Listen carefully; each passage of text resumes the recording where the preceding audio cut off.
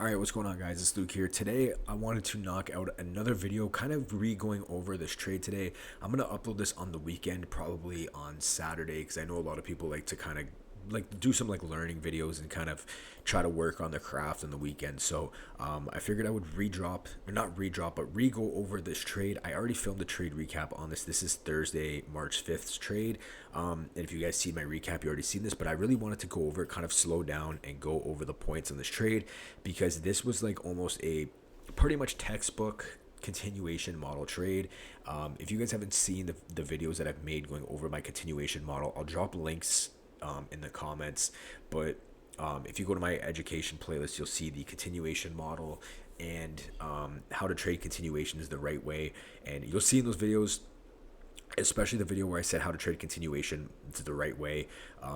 This trade really meets everything that I look for in a continuation model trade. So I'm going to break down everything on this trade bit by bit, because again, there's a lot of important things to go over, and I felt like I wasn't able to cover everything in depth in the trade recap, because it's just a quick trade recap. So coming into this day, I'm going to briefly go over what I was looking for, but then I'll break into the small parts of this trade. Let me just pause this and then we'll get right into it. All right, so I'm going to kind of break down what I was looking for. It's not really important. The more important thing is the entry and why I took this trade. But coming into this day, I was leaning actually more bearish. We had a 4-hour gap down here. We had a 4-hour gap down here. We had London low.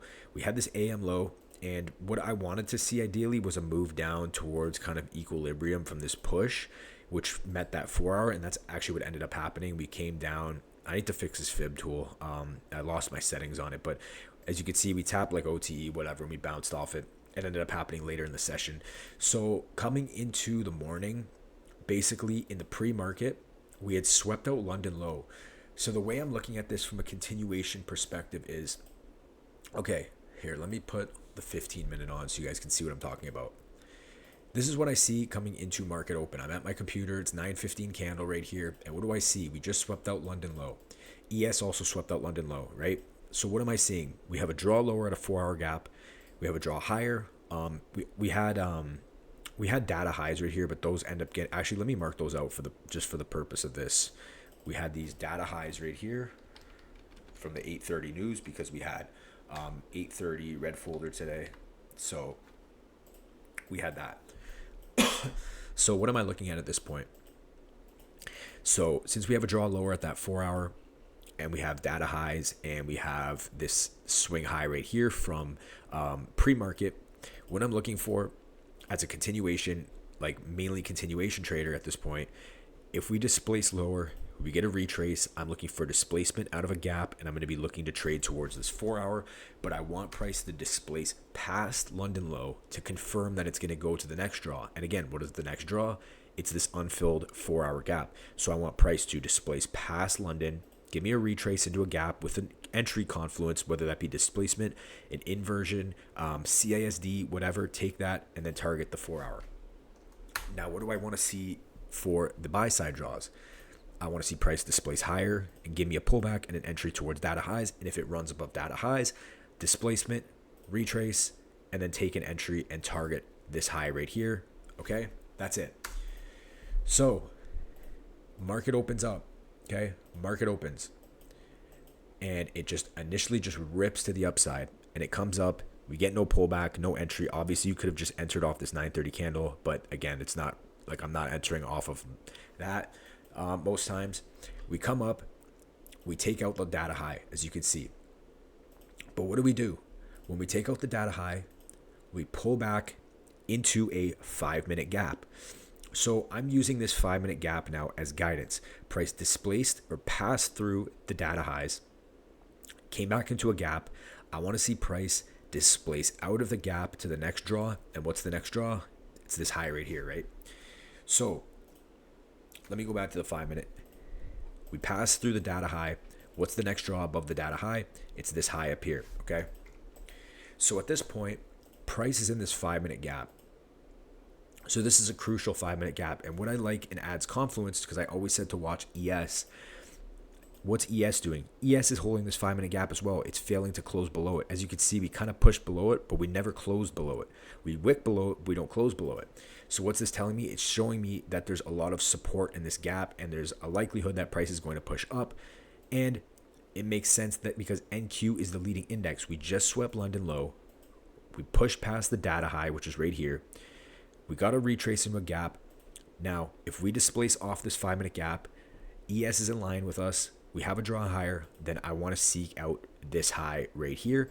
But if we fail, we push through this 5-minute, we push past this low right here, then I'm looking for displacement and continuations towards that draw. So this 5-minute gap is like my guidance right here. So at this point, I'm looking for an entry. Now, what do I look for an entry? Okay, I'm looking for displacement, I'm looking for a CASD, or I'm looking for an inversion. Just something with volume to confirm that we want to push higher, right? So this is the candle I enter on right here. So just to break it down one more time, price sweeps out London low in the pre-market. We displace up and take out the data high. We retrace into a 5-minute gap. On top of that, we retrace and are respecting around the midpoint of that 5-minute gap. So that's even better. ES is also respecting a 5-minute gap. NQ is clearly leading, so I want to see NQ push to this high right here. Now, what I liked about my entry, this was my entry, okay? What does this show us? This bullish candle, this displacement candle, this CASD. Technically, it's this 1-minute inversion. We have a small 1-minute gap, so it has pretty much everything we need, right? But what's the main purpose or the main reason I like this entry? The reason I like this entry is because it's giving us volume that's bullish. It's showing to us, when you see this candle, what do you expect the next candles to do? You expect it to push up. You don't expect price to just come down like this. We had a push up with volume, a retrace into a continuation confluence, displacement out. What do we expect? We expect price to continue the next draw on liquidity. So not only did we get a strong 1-minute displacement close, we got a inverse, we got a CISD. If you go to the 2-minute, the 2-minute also closed bullish at the same time, and the 3-minute closed bullish at this time. And as you can see, look at this 3-minute close right above the bodies. This is perfect. The 1-minute, the 2-minute, and the 3-minute all close at the same time bullish, delivering out of a 5-minute gap. We have a draw on liquidity higher. We displaced past the data high, retraced into a gap, displacement out of the gap. Now what do we look for? Continuations of this draw. So I take the entry here, and I run my stop below the 1-minute candle because I know I can get at least a 1.2 R. At least I'm always looking for a minimum 1-to-1, obviously, but I can get 1.2 to this high right here. So normally, I always say go break even at these internal highs, right? What's the problem with this? We're barely in profit, and I have conviction in this draw higher. So what do? When I know that the break-even point is too close to my entry, and I'm super confident that we do go past it, what I wait for is new structure to form, price to pull back, and then go break even after the new structure is formed, which is what ends up happening here. We kind of get this fake out here, and then we start to push up off this 1-minute gap, okay? So as soon as we put this here, we get this pullback right here. This is my new structure I'm looking at. Not this one, because it never closed above this high. So this pushes up, we get a pullback. Now this is my new high I'm looking for, so that's my break-even point now. We get this wick. I go break even as this next candle starts to print in our direction. Right here is my break even. So at this point, I'm saying, okay, it's got to flush higher. If it does not flush higher, we're probably going to get stopped break even. So I go break even here. We took out the newly formed internal high. And what happens? We sit in the trade another minute. Boom. TP gets hit. And as you could see, actually, it ended up running all the way to London high and then reversing. But we ended up catching our piece. So the good thing and the thing I like about this trade is it met everything I look for in a continuation model. First of all, we had higher time frame manipulation. We swept out London low. We pushed to the upside, displacing bullish, confirming that we likely want to go higher. We pull back into a gap. In this case, it's a 5-minute gap. And what do I like? That ES is also holding a 5-minute gap. We get an entry trigger off of this 5-minute gap to confirm that we're going to go higher. In this case, it was a displacement close, CISD, inversion, 1-minute, 3-minute. We had all of that. It doesn't have to be that perfect. You could just get a nice displacement close. But all of this candle closure is telling you is that price and volume is in your favor. And in your favor, I mean bullish, because we're looking for longs. So volume's in your favor, the draw's higher, it just makes sense that we continue higher. It just makes perfect sense. Obviously, I don't go break even here because we're super close. I wait for new structure to form. I go break even after this new high is formed right here and ends up delivering.